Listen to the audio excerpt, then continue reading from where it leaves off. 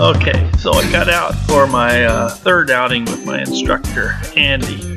And this is me. I got out there about 45 minutes ahead of when Andy arrived, so thought I'd get a little kiting practice in ahead of him. I'm fairly comfortable doing that. The winds were a little high for me, but you see I kind of sped up high speed the prep, and now I think I'm getting ready here for the first inflation of the day. I did a reverse and kind of took my time getting it up, but came up nicely and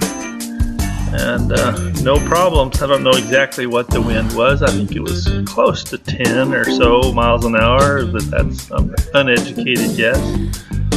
You see I brought it up here, and probably wasn't a perfect getting it up, but got it up and pretty stable, felt pretty comfortable.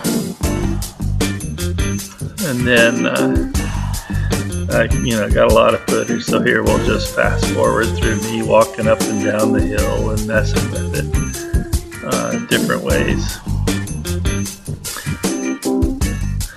So here I dropped it and decided to, I think this is where I decided to do some forward launches.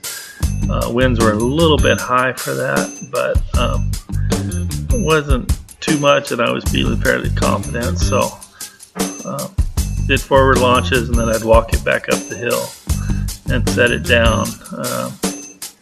Actually, I don't know, that may have been still a reverse there. So here's where I'm setting it down, turning around, getting prepped for a forward launch. And notice it came up, I wasn't very centered, I guess. It came up and wing really took off left, but did a little walk into the side and a little bit of brake, pulling right, and got it up, I think, without too much trouble, so I was fairly pleased with myself. Walked it up the hill, laid it down, said let's practice a little bit more. Here's another one. Didn't go quite as well, obviously. I have to think about what that was. Probably off center again, not quite straight. Didn't have it laid out just right. Here's one. Looks like this one went pretty well.